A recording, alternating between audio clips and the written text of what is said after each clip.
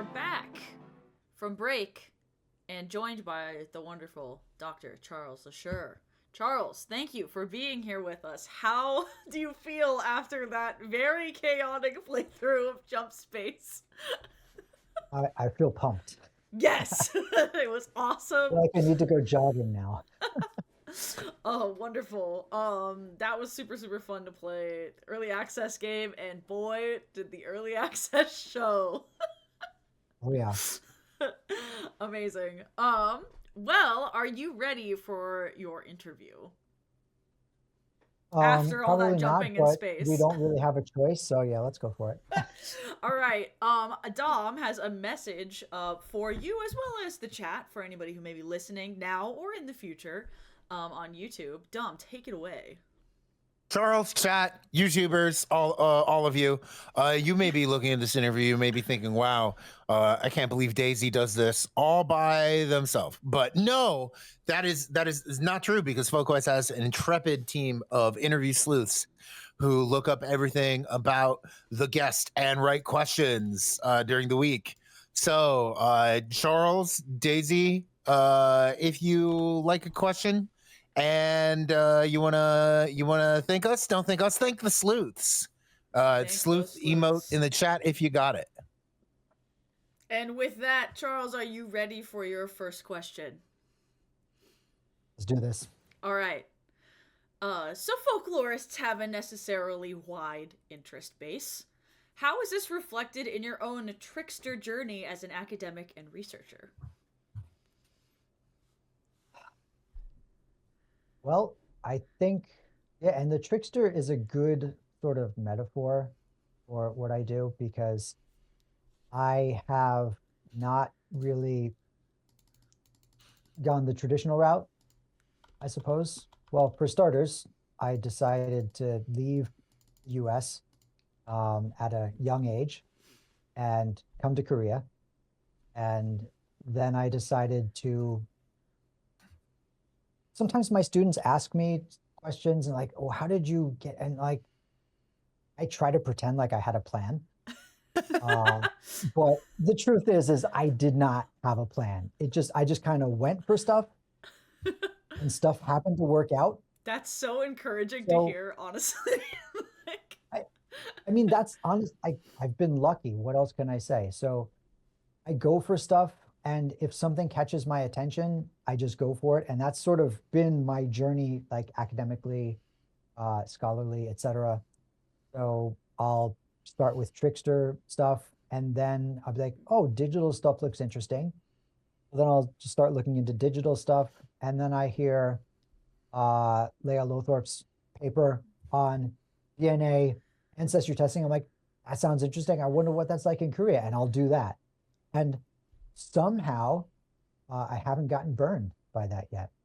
Somehow, it just continues to work out. So um, that would be, and I think to bring it back to the trickster, that's kind of what the trickster does. The tricksters doesn't have a plan. The trickster will just go full throttle and deal with stuff as it happens. And that's kind of what I've done. that's awesome. And so, like, I'm thinking about the trickster, like this archetype in folklore. How has this looked like in your work that you have published on the trickster as it shows up in like Korean folklore? So in English, I've published two pieces on the trickster. One was a piece in a book from Michigan. What was it called? Ooh, transgression. This was a while ago. So Mhm. something about transgression.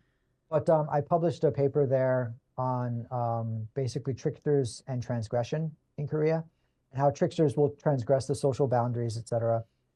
And Korea is one of those societies that's a little more, because of the influence of Confucianism, etc., a little bit more about like staying in your lane, that sort of thing. Mm-hmm. And the trickster says, "Yeah, no, I'm not going to do that." Trickster says, Um, "What's a lane?" what's a lane? Yeah. This is all mine. So that was interesting, and a couple of years, I think about 5 years ago, probably in 2020 it was, I had an article in JAF on the trickster figure Kim Sundal as he is portrayed in North Korea. So this is a trickster that in South Korea is very much a trickster figure. He's sort of a more meticulous trickster figure, more of like a con man type. But then he's originally from what is North Korea today. Well, the North Koreans have sort of taken him in as well. They portray him in a very different way, where now he's suddenly become a quote unquote hero of the people. And he's fighting against the feudal overlords and that sort of thing. So as far as my English language research goes, that's where I've gone with the trickster. Most of my stuff, unfortunately, has been in Korean so far. But I will say on the back burner, I do have eventually a book in English on the Korean trickster that Cool. will hopefully see the light of day someday. Awesome. Well, I look forward to hearing about that whenever it comes out. That's awesome. Yes. And you kind of alluded to this in your answer to this first question already, but I have a next question for you that maybe you're prepared, maybe you're very prepared to answer at this point. Okay. How do genetic tests and their performance online affect family folklore in Korea? Okay. Yeah, I'm a little more prepared to answer that one, I guess. So, I don't know if chat is familiar with Leia's original paper. I don't think they are. You might need to. We can help paint the picture of it if you want. But so I'll give the TLDR because there's a lot that goes into it. But what's important for the comparison between her research and my research is that in the US, YouTubers were very ready to discard family narratives in favor of new genetic evidence. Like, so for example, they grew up believing that they were whatever, ethnicity, etc. And then the genetic test comes out and it says, you're this. And they were just like, family narrative? Basically, in the Star Wars film where Luke Skywalker tosses his lightsaber over his shoulder, like that's YouTubers and the family narratives of the lightsaber, and just whoop. Yeah, goodbye. And yeah, see ya. We don't want you. So in Korea, what I found, so a lot of the things were similar in terms of the way that YouTubers really attributed a lot of authority to the genetic testing. Yeah. Which is, let's be clear, unwarranted. Yeah, right. Yeah. But what turned out to be different, what turned out to be fascinating was that Korean YouTubers, at the same time as they acknowledge the authority of the genetic testing, they have their own family or national narratives that they allow to exist in this sort of contradictory space. It's like, yes, the narrative testing says, or the genetic testing says this, that's cool, but it doesn't really affect my basic understanding of my identity. They have a very really firm understanding of their identity, and then they just add to that this extra new cool thing. So that was something that I found really fascinating. That was kind of the primary difference between what we found in our research, and it says a lot. I could go into what that says about Korea and why that's the case, but we have time for that today. You'll have to read the I mean, we do. I mean, so I guess like to get to. I can give you like TLDRs. TLDRs. Yeah. And do they say TLDR in Korea? What is too long didn't read? Oh. Well, we don't have like a TLDR phrase in Korea, but we would say something like. Everyone's just patient enough to read, I guess. we would say like 요약하자면, which means summarize. Yeah. So basically, Korea has just a very strong sense of ethnic identity. And this is actually something that, pardon me, I have a frog in my throat. You're okay. No worries. This is something that I was telling you about the chapter that I just finished up on Monday. That was something I was writing about in that chapter as well. Oh, cool. There's this idea of the minjo, which is translated as nation, but it's nation in the ethnic sense. So when we say Okay. the Korean nation, it means like you're ethnically Korean. Gotcha. So even if you were someone who came to Korea and naturalized as a Korean citizen, your nationality, your 국적 would be Korean, but your 민족 would be wherever you came from. I see. Okay. So because of that ethnic identity, because it's so on the surface, like you can look at someone and see they're Right. Korean, Right. they are much less likely to, even if they find that they have, 0.1% like sub-Saharan African DNA. They're not going to be saying like, oh, I'm sub-Saharan African. They're like, no, I'm Korean. We just, happen to have this little bit of DNA in there. That's so interesting. But I think that's just the TLDR is basically that there's this really long history of this strong ethnic identity that even the genetic ancestry testing can't track necessarily. Right. And in like Leah Lothrop's article about this in the American context, there's a lot more like I don't know, prioritizing the DNA results over the family story or over the Right. sort of socially bound ethnic or cultural identity.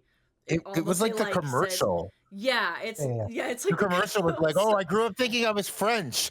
I'm Russian now. Fuck France." Yeah, Excuse me. But exactly. Yeah, exactly. But Which is that's fair. it's interesting that you found that that's not really the case in Korea, in the Korean context, at least with the data set that you were looking at. So yeah, too. one of the other bits of scholarship that Leah looked at and I looked at as well was like how do people sort of digest the results of the ancestry testing? Mhm. And the simple equation for that is this was my identity before, so my prior is I was Russian or I was Mhm. French, whatever. Mhm. And yeah, then you get the testing, and the testing says you're French, and that just erases your priors, and now you're French.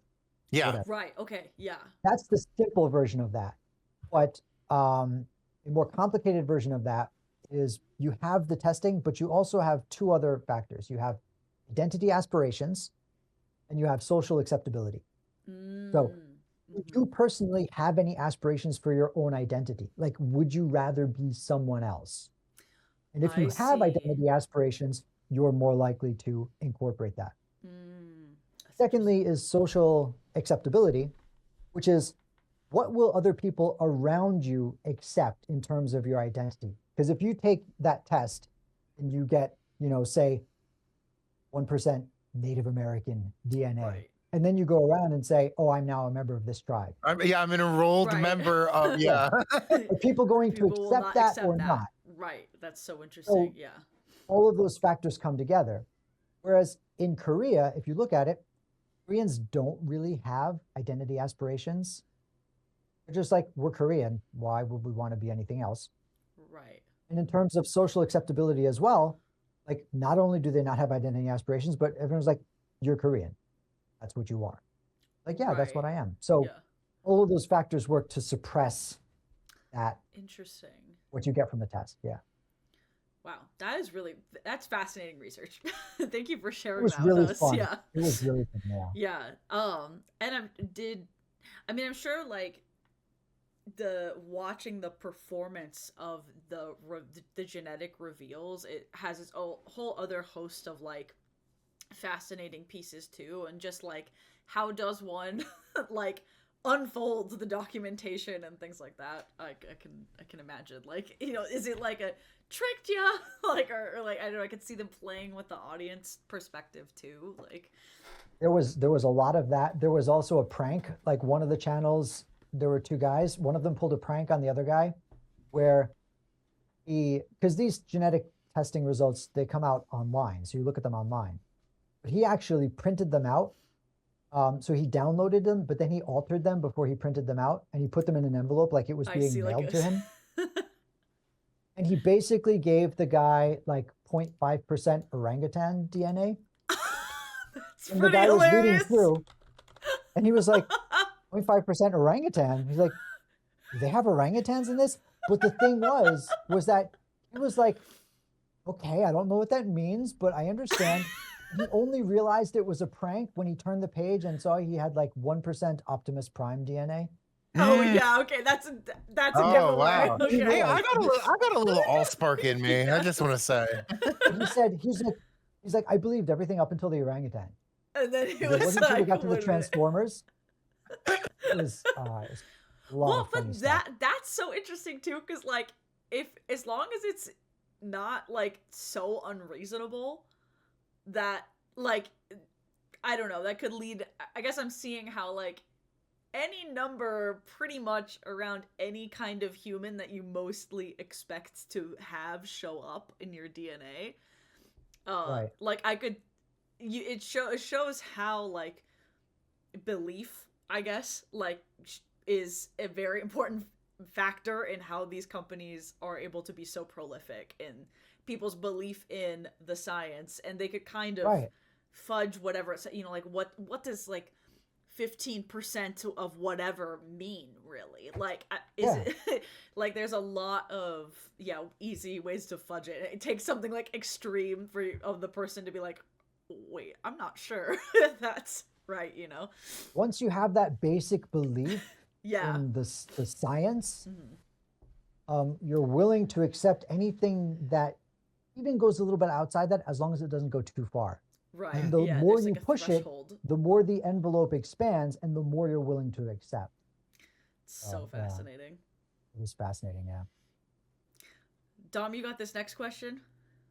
Hey, Charles, I got a question for you. Okay. People watching this in the U.S., you know, we lived through present tense. We lived through our own epistemological nightmare of a fake news crisis in America. How did this look to you as a folklorist reading the news and social media in Korea? Well, I'll start by saying that it's been very hard for me to maintain any sort of like academic objectivity. Okay. Yeah. Because here, you guys are probably, this is not going to come as a surprise to you, but the rest of the world is watching the US right now like you watch a drunk guy on the subway. Yeah. Kind of how it feels, honestly, to go through life as a citizen. Is he good? Like, is he good? It sort of feels like we're a passenger in the car of the drunk guy. I'm just sort of like hoping that the blinking of the car, he can find his stop and yeah, I'm hoping every bed. single like alert that's coming on and flashing for my car's engine lights and the brights and the doors open, whatever. I'm hoping that one of those gets attended to, because I can't. Every time I see a drunk guy on the subway, I'm always like, is this guy going to be able to renegotiate his position in the global stage? That's just sort of my like caveat, is that I have a real difficult time maintaining that academic objectivity because I have friends like you guys and like my family and a lot of colleagues who are in the States, and it's, it's hard to watch sometimes. Mm-hmm. What I have been most struck by is how, and this is something in the early days of the internet. I think if you were looking at the information era from an Enlightenment perspective, and the Enlightenment perspective is basically the more information we have, the better decisions we will make. That's what the Enlightenment believed. And then we actually got more information and we realized, oh, it doesn't actually work that way. Because what happens is people develop their media bubbles, and it's like, you wonder, like, how can without saying his name, how can his approval rating still be 30-something%? Like, how is that possible? And it's possible because of media bubbles, because what they see, not that they're stupid, it's not that their heads are in their sand, it's they're being fed this certain media diet. And if I were fed that media diet, I'd probably start questioning reality too. But I mean, I try to, so I'll tell you this. I don't watch a lot of political content on YouTube or that sort of thing, because I know that both sides of the spectrum have some really weird bubbles. Yeah, that's true. I And had to I try unfollow to a stay lot of away from groups that. on. I had to unfollow a lot of groups on Instagram because it Yeah. was too Mm. bubbly and Mhm. Yeah. informed by, or like the, it wasn't just that it was like the opinion was bubbly, but the way that the opinion is shared is reflective of the system that, I don't know, creates the texture of the thing. Or I don't know, what's like a less what's a less nerdy way to say that? Like I don't think there is. the communication is We were talking about mediated. bias here. Yeah, I know. The communication is mediated by the form that is produced by the framing of the system itself. So like something's on Instagram and they want you to click Right. it, the algorithm, Oh, yeah, yeah. it picks up more. It picks up a story when it's said in a particular way or whatever, you know. Yeah. It makes it very action forward, for example, or whatever it is. Yeah. So yeah, I mean, when it comes to that sort of thing, I try to avoid that. I try to stay basically informed, but I try to avoid the bubbles because I know that I'm as susceptible to that as any other human being. But that, I think what I've gotten from that, watching what's happening in the US, and we were just talking about belief and the power of belief. We are not rational beings. Sorry, enlightenment. Yeah, sorry. Yeah. We are beings of belief, and that belief is based a lot on emotionality, a lot on our value systems, and rationality, unfortunately, doesn't play a really big part in that. That's something that's been brought home to me.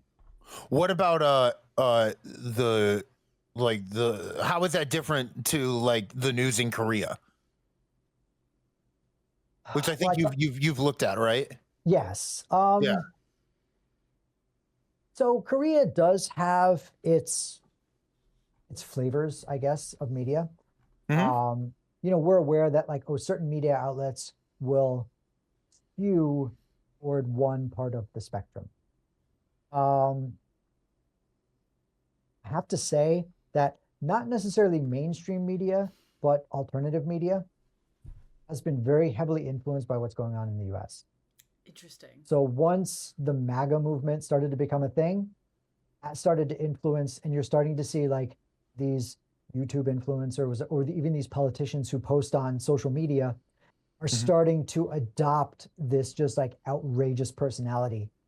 And it's like, please stop. Don't do that. So what happens in the US affects the rest of the world because everyone's looking at the US. The US has such a presence on the global stage, good or bad. It has such an influence on the rest of the world that we can't really help being influenced by that. So I'd like to think that in a lot of ways, Korea does maintain its own, you know, identity, but there's an influence, and that's not something I like to see. Fascinating. Yeah. It's depressing. Happy question next. I got happy question next for you. And in a slightly different, very different role, I guess. Or at least as another one of the trickster aspects of your career. I'll bring it back to that. How has your role as a translator made you a great mentor and mediator between cultures?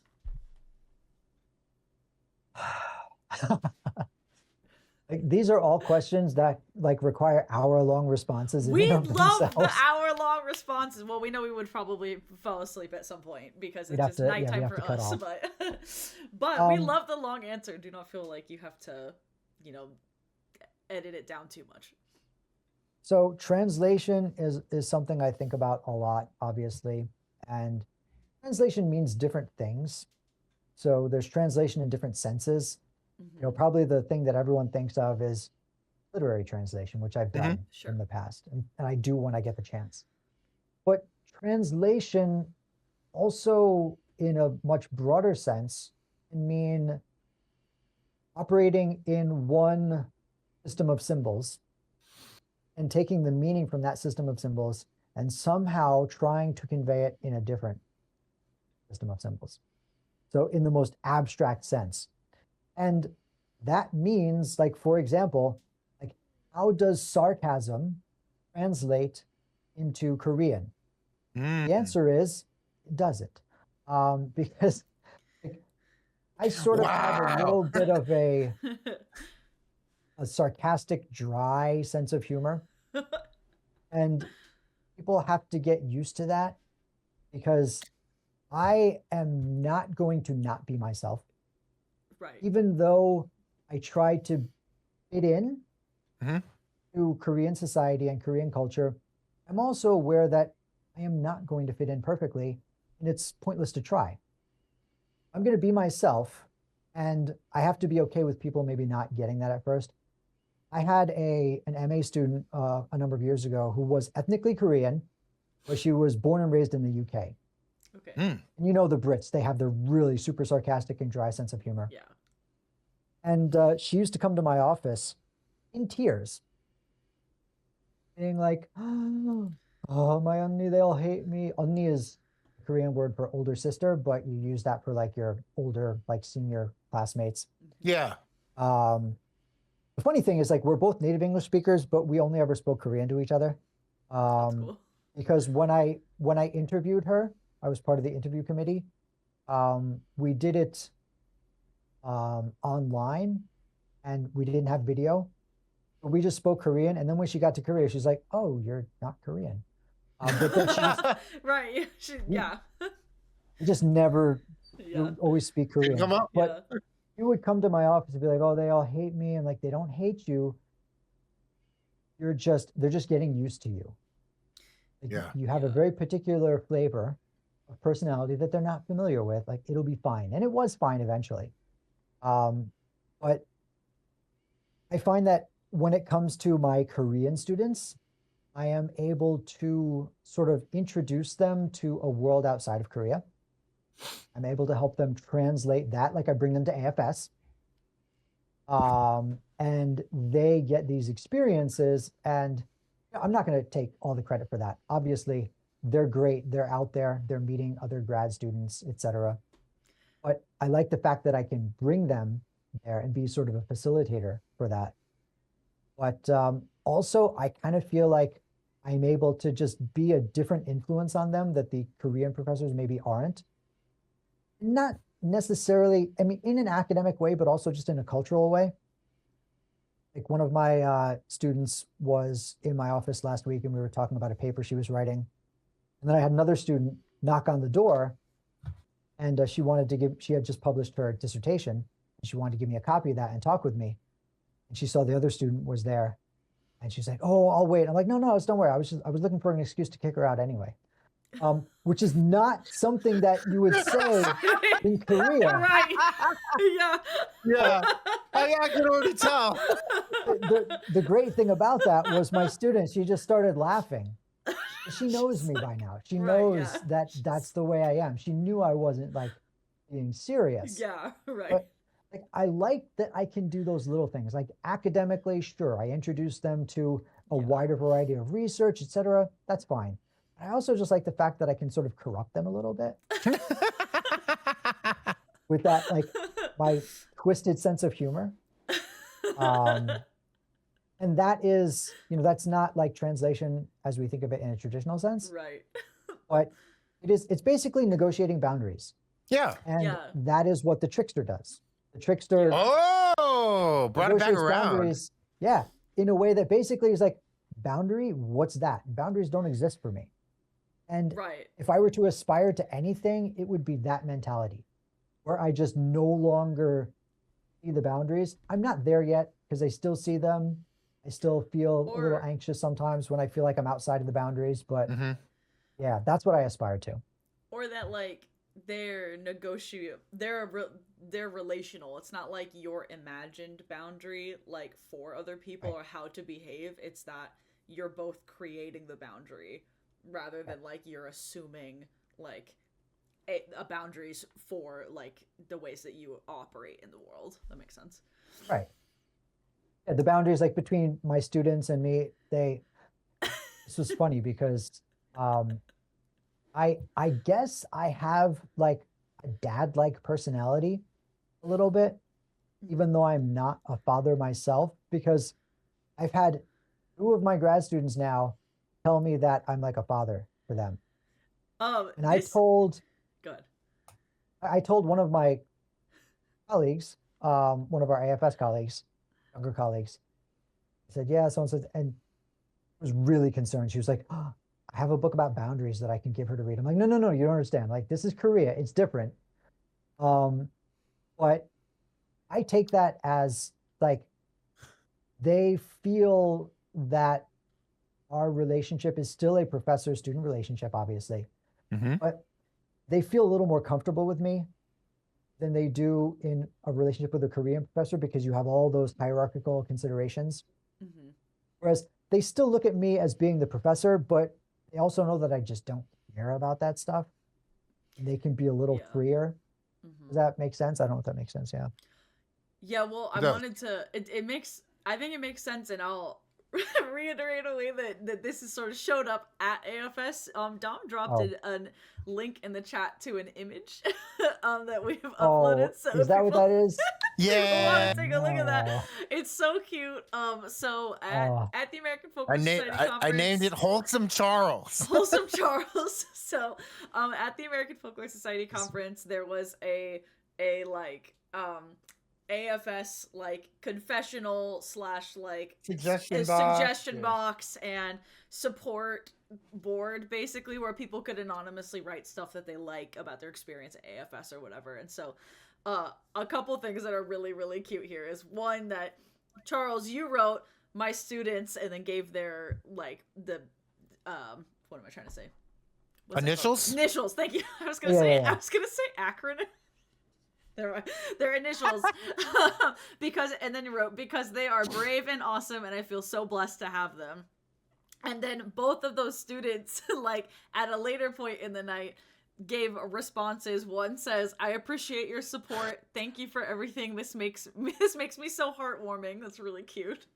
And then the other one said, "You're the best advisor. You're like a dad for us. Thank you so much for being there for us all the time." So I think like Yeah. the students are saying like dad in the way of like the first thing listed is advisor, but also like parent, but Right. also because you're like standing up there for them in a And way. like I think like taking them overseas, like that, Yeah. that's dad behavior. yeah, exactly. Like I think it definitely makes sense. So like many years you have brought like students to the American Folklore Society conference, and it's been a joy to meet many of your students, and it Yeah. shows that they independently are like writing this stuff semi-anonymously about you. So I think that it's very telling that they actually think that, So I The want to chat say, says mentoring goals, and Yeah. I will second what Merck said in chat. Yeah. I want to say one thing sort of by way of explanation, because I'm usually not that sappy.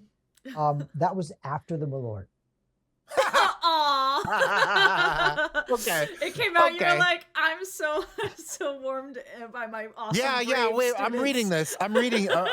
We cut a little bit off. It's Oh, yeah. they're brave and awesome. I feel so blessed to know them. Why does Yeah. my mouth taste like a grapefruit rind? That was the full message. Yeah, beautiful. It was pretty good.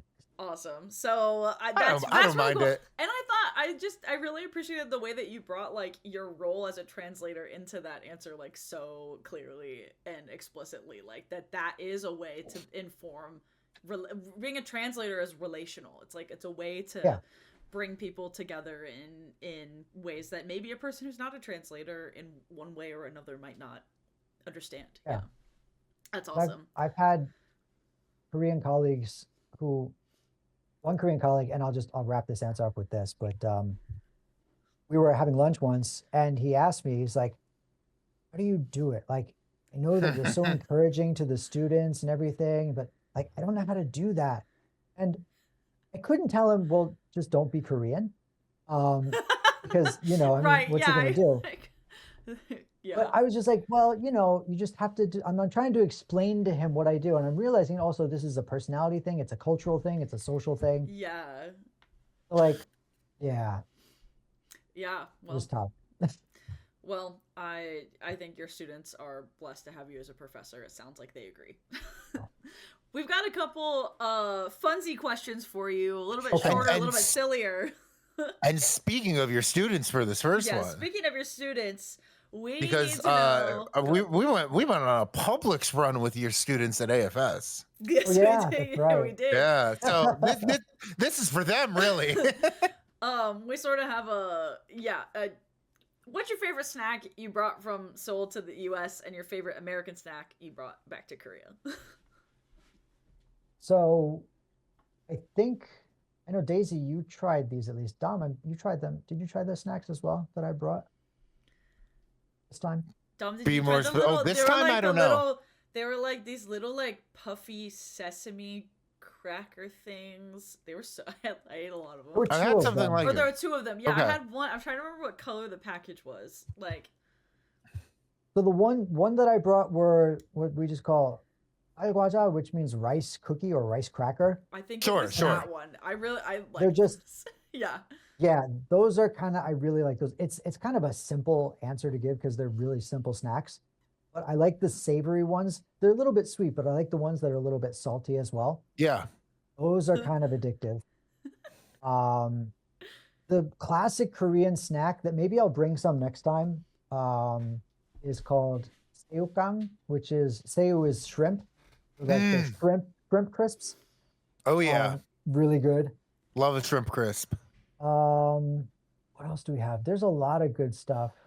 Someone brought on an that. appetizer to a Thanksgiving I went to that was like a smoked trout dip with shrimp crisp to dip them in. Oh, wow. It was That so sounds good. awesome. Yeah. As far as like US snacks, what did I bring back? I brought back a lot of chocolate. Chocolate? Probably too much chocolate. But yeah. I'll tell you something that's not related to AFS in terms of snacks, Okay. because this is sort of related to the question.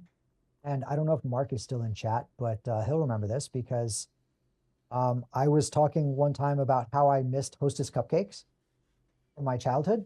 Mm. And he sent me Hostess cupcakes in the mail, That's so sweet. along with beer.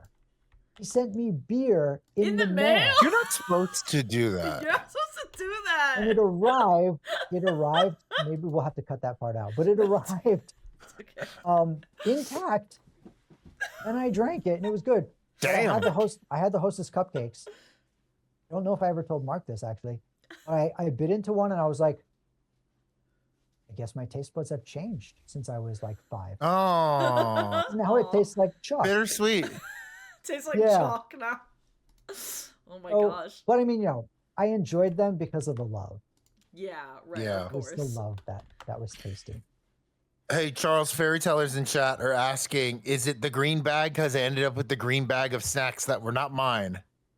The green bag is, I'm trying to remember because there was a green bag and a red one. I'm trying to remember which is which. The green Mhm. bag I think was the savory one, and the red bag I think was the one with the sugar coating. Oh, cool. I think that's what it was. Gotcha. Mm. Oh, we got Could another be wrong, question though. for you. Yeah. Dom, go Oh for it. yeah, I got this next one.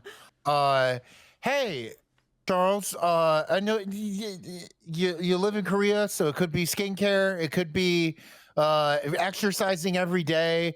You are ageless. How do you do it? How do you How's guys- your skin stay like How's that? your skin like this?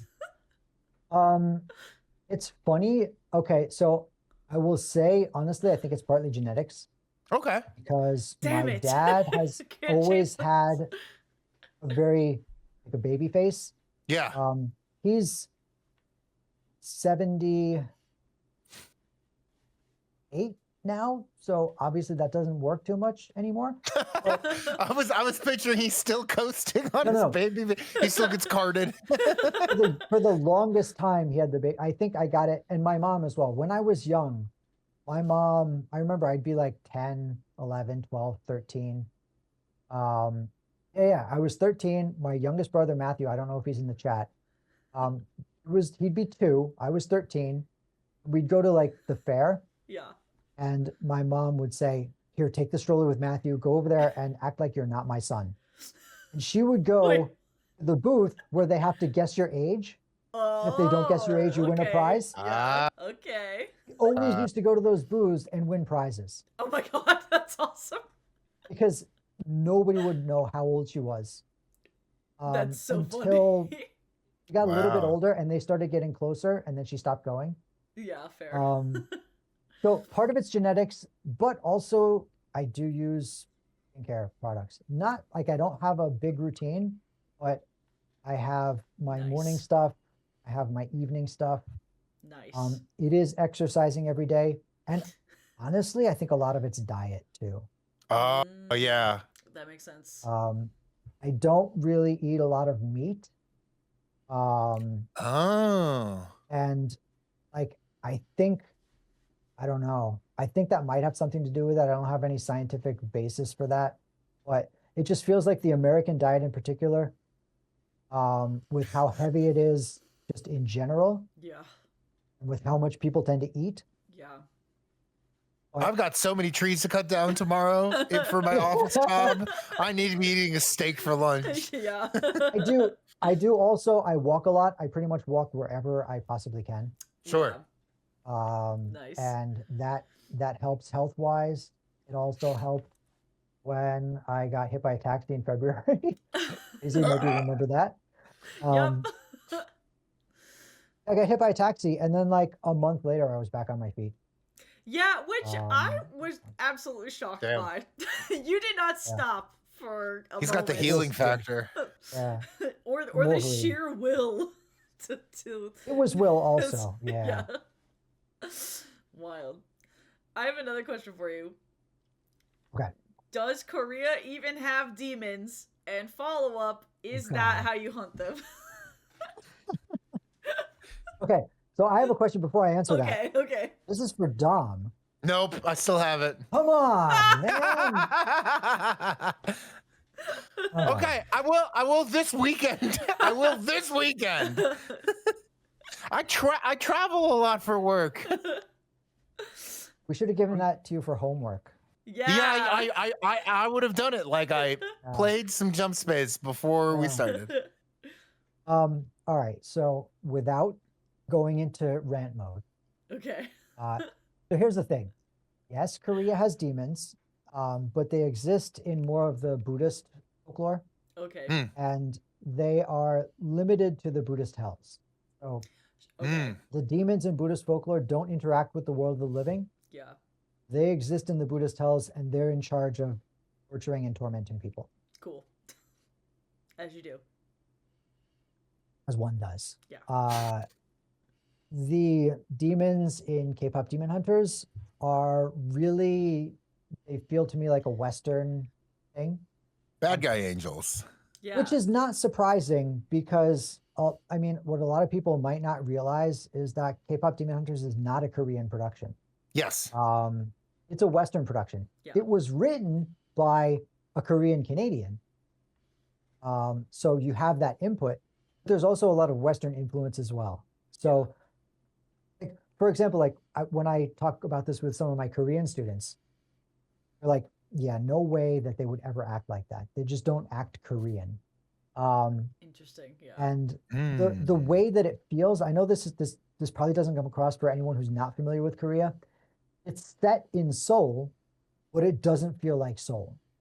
Yeah. Like I live in Seoul, and I'm only, when I see a landmark, I'm like, oh yeah, right, this is supposed to be Seoul.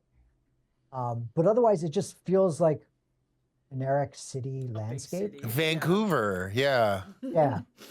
That's not necessarily like a criticism of it. It's just like if you're looking at it from a certain perspective, Right. it feels foreign, even though it's supposed to feel. So it's like someone from outside of Korea looking at Korea, someone who has experience with Korean culture, but they're also looking at it from a Western perspective a little bit. So it's interesting. But I don't know. If Korea had demons, that would be a pretty cool way to hunt them. That's all. Well, that actually teed us up perfectly for our last question, Yeah. Charles. Okay. In all seriousness, what has it been like being a Westerner who studies culture, who came to Korea right before the West got way into Korean culture? It's been so, yeah, when I first came to Korea, which was a while ago, should I say how long ago it was? It was 30 years ago. I came to Korea 30 years ago. Korea was not on the world map in the way it is today. This was before K-pop really started to get big. Yeah, this was is before the Korean War. Pre-Gangnam Style. Oh yeah. Oh Yeah. Pre my phone that folds. Yeah. When almost Gangnam Style came out, almost pre Bong Joon-ho. Almost. Yeah, like I mean, before like he on became the big. yeah, before he became like before he was huge. doing like Yeah, movies with like, American actors, huge. definitely. Yeah. When Gangnam Style came out, I suddenly had a bunch of friends be like, dude, have you seen this? And now keep in mind, it took a while to travel. Right. Internet and Yeah, YouTube of course. aside, it was about, I don't know, it had to be months later. Like it blew up in Korea, and then it went away, and then it blew up again in the US. And I had people like, man, have you seen this? I was just like, dude, that's like last year. Yeah. Like, this is like an old And video. I went to the US for a conference at the University of Michigan, which is not far from where Mark lives, and he met up with me. I have a picture of him somewhere doing the Gangnam Style Guess dance. what outside he of his just bar at said 3 in the o'clock in the chat? morning. Guess what He he just just said said that in in chat? He was like, Charles has a pic of me doing that in Ann Arbor. Yep. Love Ann Arbor. It was weird. Yeah, Ann Arbor was great. It was weird because I grew up like 30 minutes from Ann Arbor. Did you? That's so cool. Yeah. I came to Korea and it was just like a very niche thing, niche place to be. I was cool with that. And then it started blowing up, and it felt like being like an unintentional hipster. Yeah. Like, Yeah. I was there before you guys, before it was cool. Like I was in Korea before it was cool. Yeah. And now it's like I don't feel like I have any special insights necessarily, other than what I might have gleaned over the past 30 years. You know, But, just, 30 years of You know, lived just experience, Just whatever. Just like the entirety of Daisy's Yeah, lifetime. Sorry to say that out loud, entire but life, yeah. It's been fun to see Korea become more popular and us getting more and more students, even in the last 10 years since I've been at Seoul National as a professor. Mhm. Every year, the number of foreign and exchange students that we get increases. And my Korean language culture in class that I teach, I had 52 students in it this semester. I had to Wow. turn away like at least 20 more students because I just couldn't Wow. take any more students. But it's Wow. great just to see students from all over the world coming to Korea, being super interested in Korea. And they're like, yeah, I grew up with K-pop. And I was like, so weird. Because I'm not used to, Weird. when I grew up, all we knew about Korea was MASH Okay. and the Olympic, the Seoul And- Olympics. And Right. yeah. And MASH is MASH is set not in Korea. Korea, but it's yeah, Vietnam, it was not right? Korea. Yeah. Yeah. Yeah. But we Interesting. knew nothing. And now kids these days, oh God, I just said kids these days. Uh, It's okay. but they're all growing up with that. It's crazy to see. But it sort of makes me feel like the cool uncle a little bit. Yeah. Yeah. Yeah. Yeah, That's awesome. that's what I would say. Yeah. Well, that is the end of the formal questions for the interview, but we do have one more very special thing to do with you. Give me a second to cue this Okay. up. Dom, Okay. ask Charles the question that I know you want to ask. Charles, I got a question. Have you ever made a tier list before? A tier list of like what specifically? Of In anything? general, have you ever done this? Have I ever made a tier list? I don't think I It's have. funny. We've been doing this show for like what, 5 years, and when this show started, uniformly no, like no, Yeah, people were like nobody has, no, or yeah. like, oh, I've seen those, and now people are like, yeah, of course, who hasn't made a tier list? It's such a great way to rank things in everyday life. I'm getting ahead of myself. Yeah. Even though they come from video games, people on the internet love to rank things in everyday life with them. And so, Charles, if you haven't already hit watch stream, I've hit do it. that, because Daisy has shared with you Yep. a tier list for you to work on with them. So we've got, and they can blow up those I'll make them pictures. a little So we bigger. can, It's I gonna see, look weird I for see the it's people training. a little bit. But today chocolate pie. we are going to have you rank Korean snack foods. And on a scale, I know it's gonna look weird for the audience. I'm gonna go back and forth a little bit so Charles can see these. But yeah, we did find this. Oh wait, I gotta say online. this. Daisy is never content with just saying on a scale from S to D. They always have to say S being superior, D being dumpster, S being the best, better than the best, D being terrible, throw it away. And I saw them laugh so hard when they read this tier list and S through D were labeled on a scale from God tier to dog water.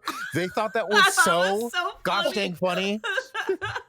God tier to dog water. So this is a very appropriate tier list. The only downside to this is we don't know all of the snack names, but we have a pretty good idea of what they are. And I bet that you have an even better idea probably of what they are. So roll them up for me. Yeah, so zoom in. I'm gonna zoom in a little bit. So the first one we have is Choco Boy, the little chocolate mushrooms, the little like those are candy super stick. popular right now. Yeah. So on a scale S, A, B, C, or D, what do you think? I mean, so I know those are really popular with some of my students because I've gotten snacks with my students before, and some of them have requested this. I mean, honestly, I'm gonna have to say B. Okay. It's your list. It's your list. It's your list. Because they're just like little what do you call those? Like stick crackers, like pretzel crackers. They're like with chocolate caps on them, and it's it's like okay, it's not like no frosting to dunk it in even. Yeah. What is this?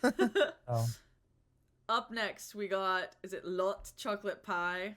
These little Lotte choco pie. Lotte choco pie. I love these. I think you might have given me one of these at AFS one year. Probably.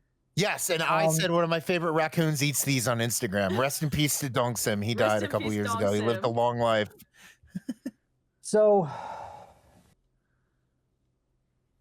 I am going with S, and I'm gonna have to explain why. Yeah. And the reason is because it's kind of sentimental, but it's also cultural. Okay. Choco pie has a sort of an outsized place in Korean culture. It's a symbol of something that is far beyond the actual snack itself. Because what it is, it's essentially like a moon pie. Yeah. But and I don't know if you can see this on the picture. If that's a US version, no, you can't. I don't know if it looks like a US version. So the Korean package has a Chinese character on it, which is pronounced Chung. And Chung means like affection, love, care, etc. And choco pie has become a symbol of this sort of like affection that people have for each other. It's not necessarily romantic. In fact, it's not romantic. It's not a romantic affection, but it's sort of the affection that you feel for someone. Like, I've worked with Daisy for so long. I've known Tom for so long at FS. Like, I definitely feel Chung for you guys just because we've known each other and we've done stuff together for so long. Thank you. So the actual snack itself is good. I really like choco pies, but what they symbolize and sort of the cultural meaning that they have, that's what puts them up there for me. That's an S tier answer. That's an S tier answer. That's so awesome. Up next, it looks like we have Merun ball. It's like maybe a baseball, maybe a chocolate filled sort of I think I know what that is. Oh yeah. It looks like it's got chocolate in the middle with maybe some kind of crusty coating around it. Yeah. I'm trying to remember when I've had those. Still Windismark is saying, "Oh, I feel the same about Charles." And saying cute stuff. I in feel the the same. chat. Well, Mark and I have known each other forever, so yeah. Yeah, we definitely got that. Mark also said, "I've Um, learned a bit about Korea in the 18+ years we've been friends." Yeah. So, Yeah. yeah, that's awesome.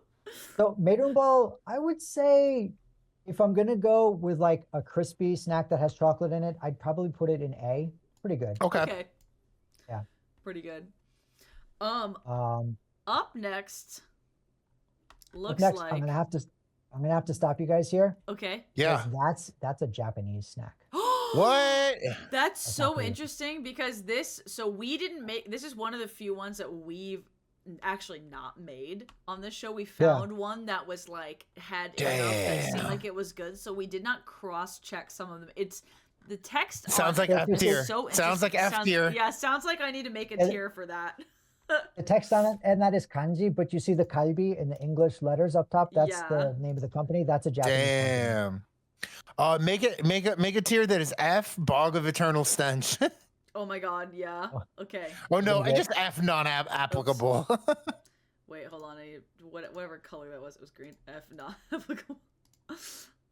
Yeah, we don't want to start a war. What Not. are you doing, Daisy? I'm fixing it. Why did you swap C and D? Oh, swap C and D, wait, yeah. I'm sorry. I didn't mean. Wait. Ah! It's definitely Wait, not an what's apple. happening? Sorry. It's not an apple. It's not an apple. What have you done? There. Okay, All right, I'm gonna make this is- it. Oh no. Okay, sorry. I'm gonna make it like random. You gotta stop doing that. Okay, I think I fixed it. Yeah. All right, we're Okay. going to not applicable. It's not All that right. Not applicable. E. All Hey, right. what's up next? All right, up What's up next Pero is like yeah. Pepero. so this also has a cultural significance because there is a Pepero Day. Oh. Pepero Ooh. Day is the 11th of November. Well, reason- Veterans Day. Wow. The reason it's the 11th of November is because it's 1111. Oh, okay, that makes sense. Little sticks. Yes, right. Heck yeah.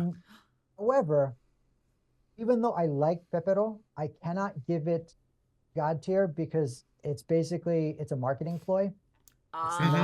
Yes, and the choco pie thing is also a marketing ploy, but it's become such a big thing that I feel like it's become part of the culture Yeah. above the marketing. Yeah. Right. Pepero Day, I just get annoyed because it feels like you have to buy Pepero on Pepero Day. So Sure. I'm only going to give it a pretty good.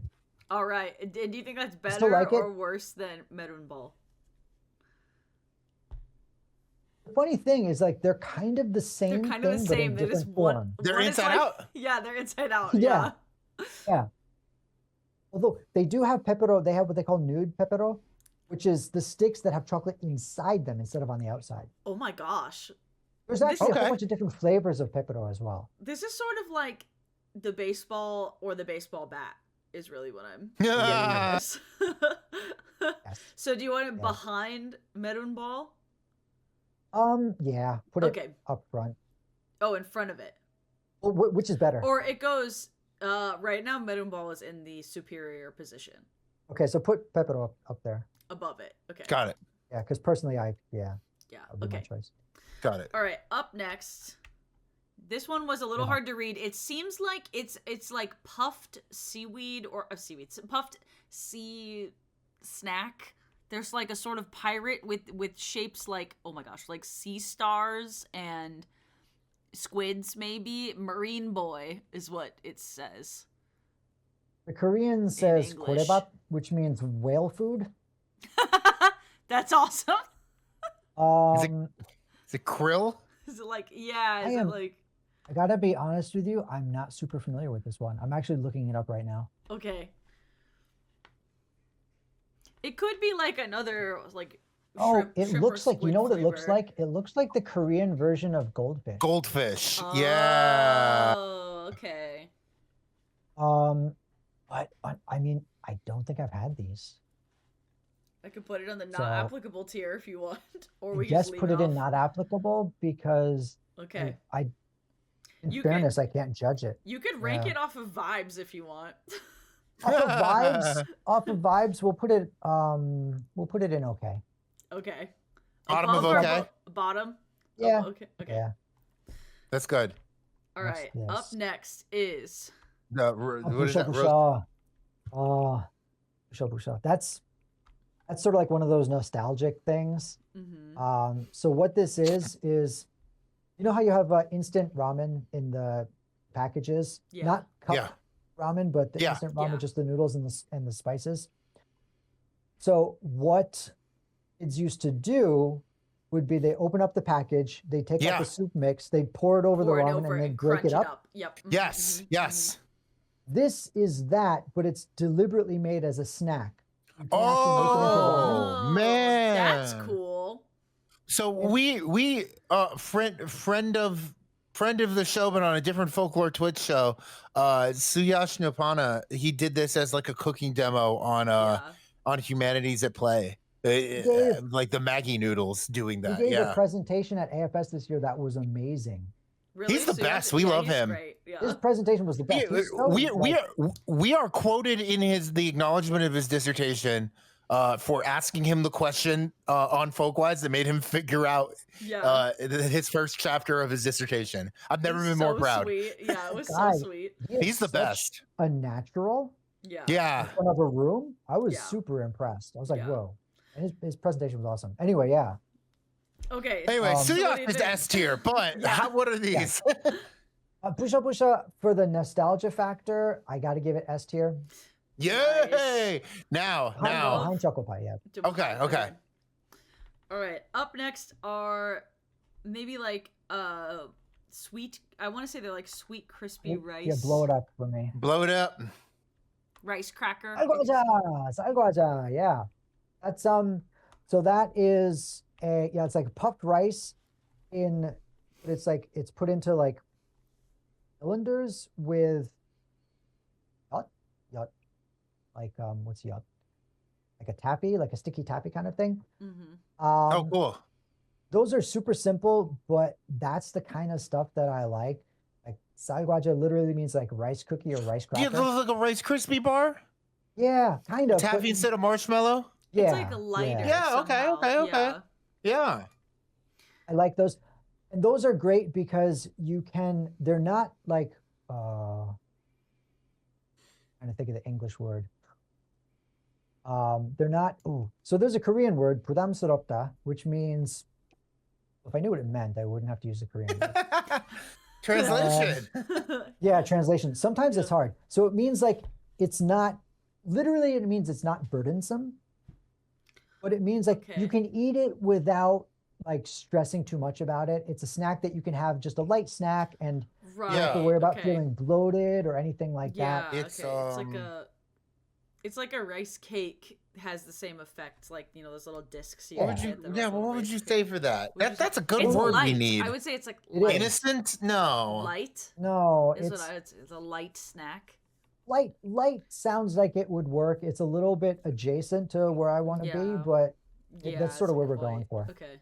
Oh, my question is, does it actually belong in S? I'm going to be such a fuddy-duddy if I put it in S, because it's such like an old simple snack. Sometimes simple snacks are the best. I mean, if you like it. I feel like I'm being too generous, but I think I'm going to put it in S, but it's going to go at the end. Okay. Nice. It'll always hit the spot. Yes. Okay, I will have that anytime. What about rice pop? Okay, so that's it says bongkwaja or bongtiki.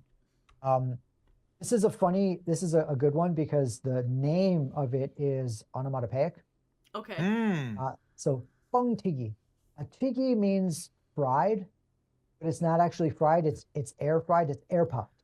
Oh right. So like bong tingy. Okay. Yeah. Okay. Yeah. Bong is like the bong, and if you've actually seen one of these machines work, it makes a bong sound. That's awesome. Cool. It's this machine. It was invented a while ago, but it works through pressure. Okay, so right. High pressure, and then it just comes out and goes boom, and it shoots out this disc. I mean, honestly, for as cool as it is, as a snack goes, it's okay. Ah, It It's a seems cool like thing to watch. it seems like something you could really jazz up with seasonings and like other kinds of Or stuff, but honestly, that's not how you buy it. you know what we would use bangtigi for? What we used to use it for? What? As edible plates. Yes. Okay. Yeah. I was Oh, gonna yeah, say. I yeah, was yeah, yeah. literally gonna say, would it be good with a scoop of ice cream on it? Because what we used to do, like if you go out and it's someone's birthday and How someone's big got are a they? birthday cake, Yeah. it depends. They Okay. can be like this big. Those don't look that big, but Yeah. like the bigger ones, if someone's birthday and you have birthday cake, you just put the cake on the bangtigi and you'd eat that, and then when you're done, you'd eat the bangtigi, Cool. and that's yeah. That's awesome.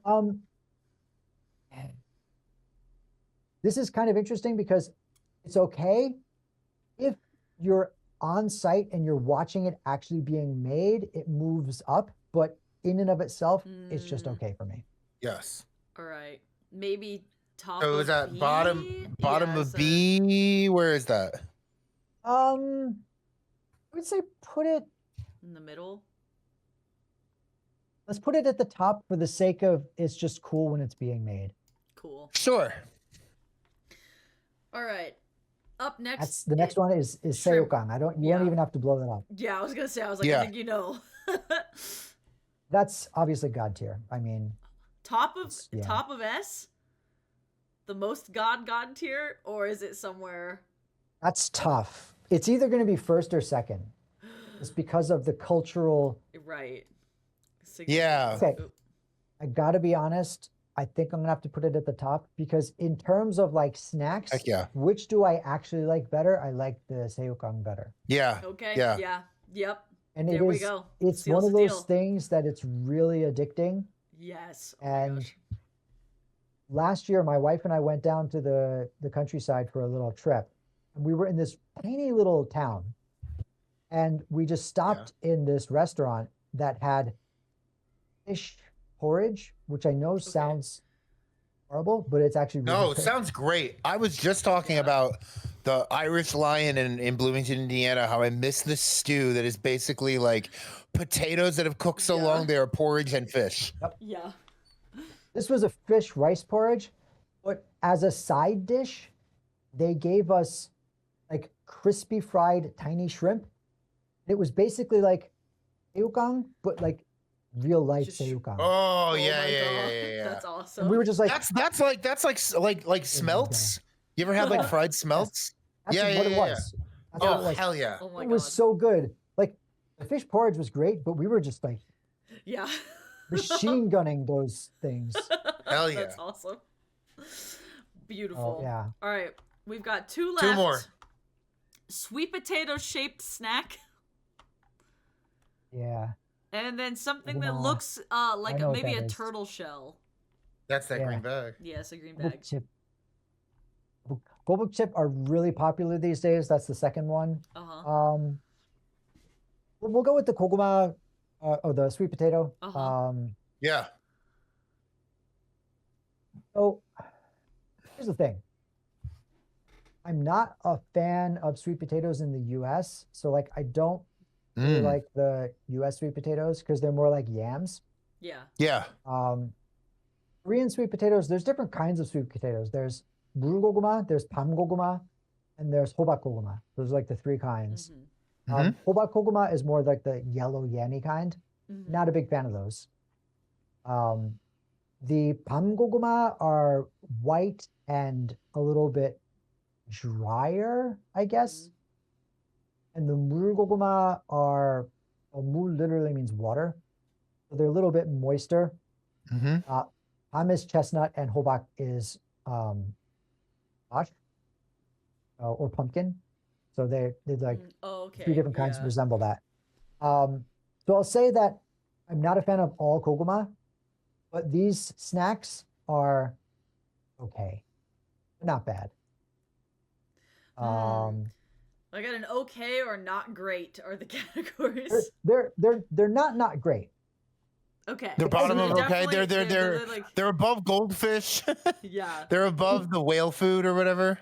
Well, I've never had the whale food, so I can't That's Yeah. fair. But I'm saying that's kind of there is like the Yeah, sure. dividing line. Yeah. I'll just say that like if you put a bag of those in front of me, I would eat them. Okay. All right.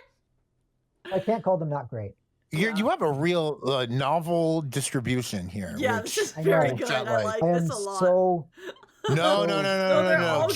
Chat Chat's likes into it. chat likes like a normal distribution, or the chat also likes an F-shaped distribution. Yeah, like any kind of or letter shape. yeah. This is getting a little F-shaped, which Yeah. chat likes. There's also problem is like there's no snacks that I don't really like. well, that's great. That's Unless- awesome. Unless this last one you don't like. So, I mean, the gobok chip are like these are another thing that are like the chocolate mushrooms Yeah. are for some reason really popular. Where I'm like, okay, actually no, I think I like those better. I would put them in A, pretty good. Cool. All right. Bottom of What A. would you compare those to? In fact, put those in front of the Meidum ball. All right. Yeah, there we go. Because those are actually pretty good. Cool. They're just sort of, I don't know. It's hard to say. Still, chips Witness Mark said, if you skip the Japanese stuff right now, it makes a C for Charles. It's a very Yes. fat C. It's good. Yeah. Like the Beautiful. Chicago, it's the Yeah. Cincinnati Red C, not the Chicago Cubs C. Right. Yeah, It's great. it's tapered. Wow. Okay. Here's my tier. Here's my tier Well, list. That's this great. This is a beautiful tier list. I don't know how to scale this on a scale from like literally can't stop eating to to I don't know not what even that from is. this peninsula. Yeah. I don't even know what this is. This is Charles' tier list of tasty snacks that are popular in Korea. Charles, I'm gonna make your face big for a second. Put you back on the screen. I can do that. Hold on. Oh, did we get? Here I don't know if we go. got I don't that know if I got that. on the screen. Did you not I get don't that? No, I don't Just think pretty they good. they didn't change over. Get it quit fast They didn't enough, change but it was over really fast good. enough. It was pretty good though. It could be that's our for little you guys. secret. Thank you. Thank you for that. Charles, you made it through. You answered our questions. We're here. We played Jump Space together. We became a crew. We didn't die. We didn't die. We actually That's right, completed Cap. the mission. Despite my everything turn into Salvage disease. Salvage disease. Salvage disease.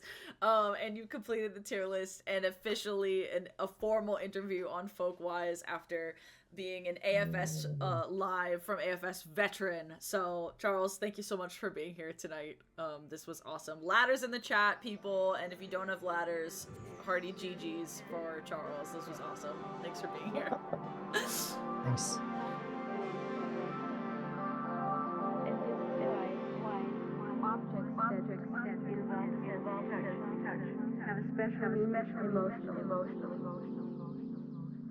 Quilts have had a meaning on many levels. Making quilts helped me to get a sense of my own space, sense of finding my way, sense of really working my way out of the labyrinth.